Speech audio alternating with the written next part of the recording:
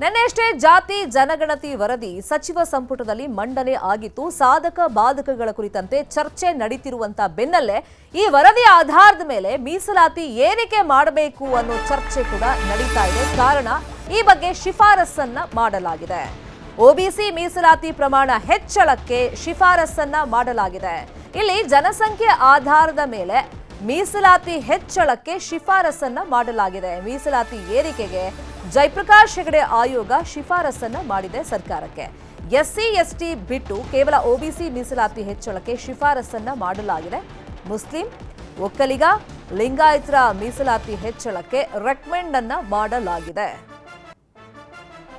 ಮೀಸಲಾತಿ ಕುರಿತಂತೆ ಹೋರಾಟಗಳು ನಡೀತಿರುವಂತ ಬೆನ್ನಲ್ಲೇ ಈಗ ಜಾತಿ ಜನಗಣತಿ ವರದಿ ಆಧಾರದ ಮೇಲೆನೆ ಒಬಿಸಿ ಕೋಟಾ ಮೀಸಲಾತಿಯನ್ನು ಹೆಚ್ಚು ಮಾಡುವಂತೆ ರೆಕಮೆಂಡ್ ಅನ್ನ ಮಾಡಲಾಗಿದೆ. ಇಲ್ಲಿ ಈ ವರದಿ ಆಧಾರದ ಮೇಲೆ ಜನಸಂಖ್ಯೆ ಆಧಾರದ ಮೇಲೆ ಆ ಮೀಸಲಾತಿ ಪ್ರಮಾಣವನ್ನು ಹೆಚ್ಚಳ ಮಾಡಬೇಕು. ಎಸ್ಸಿ ಎಸ್ಟಿ ಬಿಟ್ಟು ಒಬಿಸಿ ಮೀಸಲಾತಿ ಪ್ರಮಾಣವನ್ನ ಹೆಚ್ಚಳ ಮಾಡಬೇಕು ಅಂತ ಹೇಳಿ ಜಯಪ್ರಕಾಶ್ ಹೆಗಡೆ ನೇತೃತ್ವದ ಸಮಿತಿ ಈಗ ಶಿಫಾರಸನ್ನ ಸರ್ಕಾರಕ್ಕೆ ಮಾಡ್ತಾ ಇದೆ.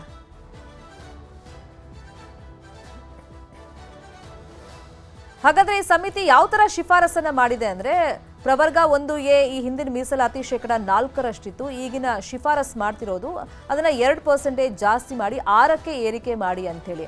ಅಂದ್ರೆ ಪ್ರವರ್ಗ 1A ಜನಸಂಖ್ಯೆ ನಾವು ನೋಡೋದಾದ್ರೆ 35 ಲಕ್ಷ ಇದ್ದಾರೆ. ಇನ್ನು ಪ್ರವರ್ಗ 1B ಹೊಸದಾಗಿ ಸೃಷ್ಟಿ ಮಾಡಿ ಹೊಸದಾಗಿ ಶಿಫಾರಸ್ ಮಾಡೋದಾದ್ರೆ 12% ಅಂತ ಹೇಳ್ತಿದ್ದಾರೆ. ಪ್ರವರ್ಗ 2A ಹಿಂದಿನ ಮೀಸಲಾತಿ 15% ಇತ್ತು, ಈಗ 10ಕ್ಕೆ ಅದನ್ನ ಇಳಿಸಿ, ಯಾಕಂದ್ರೆ 77.78 ಲಕ್ಷ ಜನಸಂಖ್ಯೆ ಇದೆ. ಪ್ರವರ್ಗ 2B ಈ ಹಿಂದೆ 4% ಇತ್ತು ಮೀಸಲಾತಿ, ಅದನ್ನ 8ಕ್ಕೆ ಜಾಸ್ತಿ ಮಾಡಬೇಕು. ಇವರು 75.27 ಲಕ್ಷ ಜನಸಂಖ್ಯೆ ಇದ್ದಾರೆ ಅಂತ ಈ ಸಮಿತಿ ಶಿಫಾರಸನ್ನ ಮಾಡ್ತಾ ಇದೆ. ಕೆಲವೊಂದಿಷ್ಟು ಬದಲಾವಣೆಗಳು ಈ ಹಿಂದೆ ಇರೋದಕ್ಕೂ ಈಗಿಂದಕ್ಕೂ ನಾವು ಗಮನಿಸ್ತಾ ಇದ್ದೀವಿ. ಶಿಫಾರಸ್ಸಿಗೆ ಪ್ರವರ್ಗ 3A ಈ ಹಿಂದೆ 4% ಇತ್ತು, ಅದನ್ನ 7% ಜಾಸ್ತಿ ಮಾಡಬೇಕು. ಕಾರಣ 77 ಲಕ್ಷ ಜನಸಂಖ್ಯೆ ಇದೆ. ಇನ್ನು ಪ್ರವರ್ಗ 3B ಈ ಹಿಂದೆ 5% ಇತ್ತು, ಅದನ್ನ 8ಕ್ಕೆ ಜಾಸ್ತಿ ಮಾಡಬೇಕು. ಯಾಕಂದ್ರೆ 81 ಲಕ್ಷ ಜನಸಂಖ್ಯೆ ಇದೆ ಪ್ರವರ್ಗ 3Bಲಿ ವಿವಿಧ ಸಮುದಾಯಗಳು ಅಂತ ಹೇಳ್ತಾ ಇರೋದು. ಹೀಗೆ ಯಾವ್ಯಾವ ವರ್ಗಕ್ಕೆ ಈ ಹಿಂದಿನ ಮೀಸಲಾತಿ ಎಷ್ಟಿತ್ತು, ಈಗಿನ ಮೀಸಲಾತಿ ಎಷ್ಟು ಬೇಕು ಅಂತ ಹೇಳಿ ಜಯಪ್ರಕಾಶ್ ಹೆಗಡೆ ನೇತೃತ್ವದ ಸಮಿತಿ ಸರ್ಕಾರಕ್ಕೆ ಮೀಸಲಾತಿ ಹೆಚ್ಚಳಕ್ಕೆ ಮತ್ತೆ ಕೆಲವೊಂದು ಬದಲಾವಣೆಗಳಿಗೆ ಶಿಫಾರಸನ್ನ ಮಾಡಿದೆ. ಈಗ ಸರ್ಕಾರದ ಅಂಗಳದಲ್ಲಿ ಚೆಂಡಿದೆ. ಫಸ್ಟ್ ಆಫ್ ಆಲ್ ಈ ವರದಿ ಜಾರಿಗೆ ಬರುತ್ತಾ ಇಲ್ವಾ, ಸಾಧಕ ಬಾಧಕಗಳ ಬಗ್ಗೆ ಸದ್ಯಕ್ಕೆ ಚರ್ಚೆ ನಡೀತಿದೆ. ಈಗ ಮೀಸಲಾತಿ ಬಗ್ಗೆನೂ ಕೂಡ ಚರ್ಚೆಗಳು ಆಗ್ತಾ ಇದೆ. ಇನ್ನು ಜಾತಿ ಜನಗಣತಿ ಸಂಪುಟದಲ್ಲಿ ಮಂಡಿಸಿರೋದ್ರ ಬಗ್ಗೆ ಬಿಜೆಪಿಯ ಪರಿಷತ್ ಸದಸ್ಯ ಎನ್ ರವಿಕುಮಾರ್ ಹಾಗೇನೆ ಸಂಸದ ಜಗದೀಶ್ ಶೆಟ್ಟರ್ ಪ್ರತಿಕ್ರಿಯೆ ಕೊಟ್ಟಿದ್ದಾರೆ. ಜಾತಿ ಜನಗಣತಿ ಬಗ್ಗೆ ಕಾಂಗ್ರೆಸ್ ಅಲ್ಲೇ ಗೊಂದಲ ಇದೆ ಅಂತ ಹೇಳಿ ಕಿಡಿಕಾರಿದ್ದಾರೆ. ಮತ್ತು ಧರ್ಮವನ್ನೇ ಅದು ಕಡಿಮೆ ತೋರಿಸೋದು, ಮತ್ತೊಬ್ಬರು ಜಾಸ್ತಿ ತೋರಿಸೋದು, ಇದೆಲ್ಲ ಒಂದು ಸಮಸ್ಯೆ ಇದೆಯಲ್ಲ. ಇದಕ್ಕೆ ಮತ್ತೆ ಅದು ಸ್ಕೂಟಿನಿ ಮಾಡ್ಬೇಕು. ಅದನ್ನ ಈಗೇನು ಸಮಿತಿ ರಿಪೋರ್ಟ್ ಇದೆಯಲ್ಲ ಅದು ಸ್ಕೂಟಿ ಮಾಡಕ್ಕೆ ಮತ್ತೊಂದು ಸಮಿತಿ ಮಾಡ್ಬೇಕಾಗ್ತದೆ. ಆ ಪರಿಸ್ಥಿತಿ ನಿರ್ಮಾಣ ಆಗಿದೆ. ಇವತ್ತು ವೈಜ್ಞಾನಿಕವಾದಂತ ವರದಿ ಅಲ್ಲ, ಅದನ್ನ ರಿಜೆಕ್ಟ್ ಮಾಡ್ಬೇಕನ್ನ ಸ್ಪಷ್ಟವಾಗಿ ಮಂಡನೆ ಆಗಿದ್ದಕ್ಕೆ ವಿರೋಧ ಮತ್ತು ಸೈಂಟಿಫಿಕ್ ಆದಂತ ಒಂದು ಸಮೀಕ್ಷೆ ಆಗ್ಬೇಕಂತ ಒತ್ತಾಯ ಮಾಡ್ತೇನೆ. ಸಿದ್ದರಾಮಯ್ಯವರು ಕನ್ಫ್ಯೂಷನ್ ಇದ್ದಾರೆ, ಗೊಂದಲದಲ್ಲಿ ಇದ್ದಾರೆ. ಯಾರ್ಯಾರು ಒತ್ತಡಕ್ಕೆ ಮಾಡಿದ್ರೆ ಗುರುತಿಲ್ಲ. ಇಲ್ಲಿವರೆಗೆ ಅದನ್ನ ಹಿಂದೆ ಅದನ್ನ ನಾ ಹೇಳಿದಲ್ಲಿ ಈಗಾಗಲೇ ಅದು ಮೊದಲು ಎಕ್ಸೆಪ್ಟ್ ಮಾಡಲಿಲ್ಲ, ಆಮೇಲೆ ಇವರು ಇದ್ದಾಗ ಬರಲಿಲ್ಲ ವರದಿ, ಮುಂದೆ ಸಂತೋಷ ಇವರು ಇದ್ದಾಗನೇ ಒಂದಿಲ್ಲ ಒಂದು ಗೊಂದಲದಲ್ಲಿ ವರದಿ ಸ್ವೀಕಾರ ಮಾಡಿದ್ದಾರೆ. ಇನ್ನು ಜಾತಿ ಜನಗಣತಿ ಬಗ್ಗೆ ಸಚಿವ ದಿನೇಶ್ ಗುಂಡೂರಾವ್ ಸಮರ್ಥನೆಯನ್ನ ಮಾಡಿಕೊಂಡಿದ್ದಾರೆ. ದೇಶದಲ್ಲಿ ಜನಗಣತಿ 2011ರಲ್ಲೇ ಮಾಡಬೇಕಾಗಿತ್ತು. ಕೇಂದ್ರ ಸರ್ಕಾರ ಉದಾಸೀನವಾಗಿ ನಡ್ಕೊಳ್ತಾ ಇದೆ. ಈ ವಿಷಯವಾಗಿ ರಾಜ್ಯದ ಸ್ಥಿತಿಗತಿ ಅಳಿಯೋದಕ್ಕೆ ಜಾತಿ ಜನಗಣತಿಯನ್ನ ನಾವು ಮಾಡಿದ್ದೀವಿ. 10 ವರ್ಷದಿಂದ ಬೇಡಿಕೆ ಇತ್ತು, ಭಿನ್ನಾಭಿಪ್ರಾಯ ಇದೆ, ಈ ಬಗ್ಗೆ ನಾವು ಚರ್ಚೆ ಮಾಡ್ತೀವಿ ಅಂತ ಹೇಳಿ ಬೆಂಗಳೂರಲ್ಲಿ ಸಚಿವ ದಿನೇಶ್ ಗುಂಡೂರಾವ್ ಹೇಳಿಕೆಯನ್ನ ಕೊಟ್ಟಿದ್ದಾರೆ.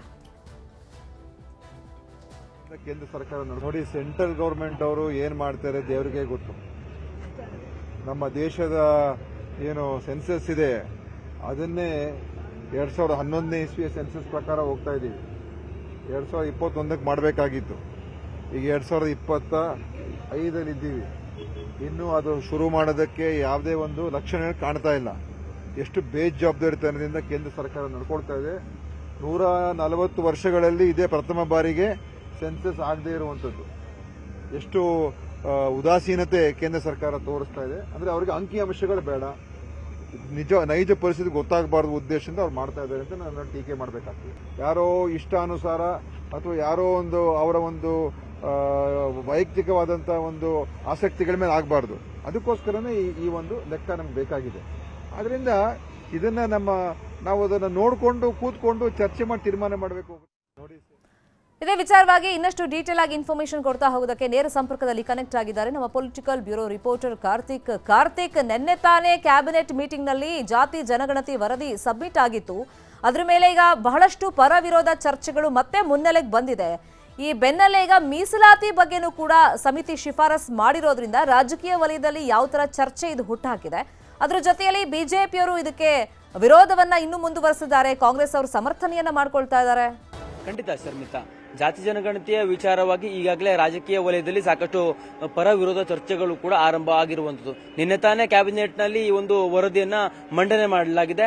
ಮುಂದಿನ ವಿಶೇಷ ಕ್ಯಾಬಿನೆಟ್ನಲ್ಲಿ ಈ ಒಂದು ವರದಿಗೆ ಸಂಬಂಧಪಟ್ಟಂತೆ ಚರ್ಚೆಯನ್ನ ಮಾಡಿ ತೀರ್ಮಾನವನ್ನು ತೆಗೆದುಕೊಳ್ತೀವಿ ಅನ್ನುವಂತ ಮಾತನ್ನ ಸಿಎಂ ಕೂಡ ನಿನ್ನೆ ಹೇಳಿದ್ದಾರೆ. ಆದರೆ ಈಗಾಗಲೇ ಈ ಒಂದು ವರದಿಯಲ್ಲಿ ಮೀಸಲಾತಿ ಪ್ರಮಾಣವನ್ನು ಕೂಡ ಹೆಚ್ಚಳ ಮಾಡಬೇಕು ಅನ್ನುವಂಥ ಶಿಫಾರಸು ಕೂಡ ಮಾಡಿರುವಂತದ್ದು ಈಗ ಬೆಳಕಿಗೆ ಬಂದಿರುವಂತದ್ದು. ಪ್ರಮುಖವಾಗಿ ಒಬಿಸಿಯ ಮೀಸಲಾತಿ ಪ್ರಮಾಣವನ್ನು 51ಕ್ಕೆ ಏರಿಕೆ ಮಾಡಿ ಅನ್ನುವಂತ ಒಂದು ಶಿಫಾರಸನ್ನ ಸಮಿತಿ ಮಾಡಿದೆ ಅಂತ ಹೇಳಲಾಗ್ತದೆ. ಜೊತೆಗೆ ಮುಸ್ಲಿಮರ ಮೀಸಲಾತಿ ಇರಬಹುದು, ಒಕ್ಕಲಿಗರು ಹಾಗೆ ಲಿಂಗಾಯತರ ಮೀಸಲಾತಿಯನ್ನು ಕೂಡ ಏರಿಕೆ ಮಾಡುವಂತೆ ಸಮಿತಿ ಶಿಫಾರಸನ್ನ ಮಾಡಿದೆ. ಮುಸ್ಲಿಮರ ಮೀಸಲಾತಿಯನ್ನ 8%ಗೆ ಏರಿಕೆ ಮಾಡಿ ಅನ್ನುವಂತಹ ಶಿಫಾರಸು ಕೂಡ ಮಾಡಿರುವಂತದ್ದು. ಜನಸಂಖ್ಯೆಯ ಪ್ರಮಾಣವನ್ನು ಕೂಡ ಈ ಒಂದು ವರದಿಯಲ್ಲಿ ಉಲ್ಲೇಖವನ್ನು ಮಾಡಲಾಗಿದೆ. ಈಗಾಗಲೇ ಈ ಒಂದು ವರದಿಯ ಸಂಬಂಧಪಟ್ಟಂತೆ ಪರ ವಿರೋಧ ಚರ್ಚೆಗಳು ಕೂಡ ಇರುವಂತದ್ದು. ಯಾಕಂದ್ರೆ ಈಗಾಗಲೇ ವರದಿ ಅಂದ್ರೆ 2015ರಲ್ಲಿ ಇರುವಂತಹ ಅಂಕಿಅಂಶಗಳನ್ನ ತೆಗೆದುಕೊಂಡು ವರದಿಯನ್ನು ಸಿದ್ಧಪಡಿಸಲಾಗಿದೆ. ಹಾಗಾಗಿ ಈಗ ಪ್ರಸ್ತುತತೆಯನ್ನ ಪಡ್ಕೊಳ್ತಾ ಇಲ್ಲ ಅನ್ನುವಂತ ರೀತಿಯಲ್ಲೂ ಕೂಡ ಒಂದು ಕಡೆ ವಾದ ಇದ್ರೆ, ಇನ್ನೊಂದು ಕಡೆ 2015ರ ಜನಗಣತಿ 2015ರ ಅಂಕಿಅಂಶಗಳನ್ನ ಒಳಗೊಂಡಿದ್ರು ಕೂಡ ಈಗ ಅಂದ್ರೆ 5.5 ಕೋಟಿಯಷ್ಟು ಜನರನ್ನ ಈ ಒಂದು ಸಮೀಕ್ಷೆಗೆ ಒಳಪಡಿಸಿರುವಂತಹ ಹಿನ್ನೆಲೆಯಲ್ಲಿ ಈಗ ಅದು ಪ್ರಸ್ತುತತೆಯನ್ನು ಪಡ್ಕೊಂಡಿದೆ. ಜೊತೆಗೆ ಇದು ಅವಶ್ಯಕತೆ ಇದೆ ಸಾಮಾಜಿಕ ನ್ಯಾಯವನ್ನು ಒದಗಿಸುವುದಕ್ಕೆ ಅನ್ನುವಂತ ನಿಟ್ಟಿನಲ್ಲೂ ಕೂಡ ಈಗ ಕಾಂಗ್ರೆಸ್ನ ನಾಯಕರುಗಳು ವಾದವನ್ನು ಮುಂದಿಡ್ತಾ ಇದ್ದಾರೆ. ಜೊತೆಗೆ ಈಗಾಗಲೇ ಬಿಜೆಪಿಯವರು ಹೇಳ್ತಾ ಇರುವಂತದ್ದು ಇಷ್ಟೇ, ಇದು ಕೇವಲ ಸಿದ್ದರಾಮಯ್ಯನವರ ಮೂಗಿನ ನೇರಕ್ಕೆ ಈ ಒಂದು ವರದಿನ ಸಿದ್ಧಪಡಿಸಲಾಗಿದೆ ಅನ್ನುವಂತ ಒಂದು ವಾದವನ್ನು ಕೂಡ ಅವರು ಮುಂದಿಡ್ತಿದ್ದಾರೆ, ಆರೋಪವನ್ನು ಕೂಡ ಮಾಡ್ತಾ ಇದ್ದಾರೆ. ಒಟ್ಟಿನಲ್ಲಿ ಶರ್ಮಿತಾ ಶೆಟ್ಟಿ, ಈ ಒಂದು ವರದಿಯಲ್ಲಿ ಪ್ರಮುಖವಾಗಿ ಒಬಿಸಿ ಅವರಿಗೆ ಬಂಪರ್ ಕೊಡುಗೆಯನ್ನೇ ಕೊಡೋದಕ್ಕೆ ಶಿಫಾರಸನ್ನು ಮಾಡಲಾಗಿದೆ ಅಂತಲೇ ಹೇಳಲಾಗ್ತದೆ. ಯಾಕಂದ್ರೆ ಈಗಾಗಲೇ 51% ನೀವು ಅಲ್ಲಿ ಮೀಸಲಾತಿಯನ್ನು ಕೊಡುವಂತಿರಬಹುದು. ಜೊತೆಗೆ ಒಬಿಸಿ ಅವರ ಮೀಸಲಾತಿಯ ವರ್ಗೀಕರಣ ಏನಿತ್ತು ಅದು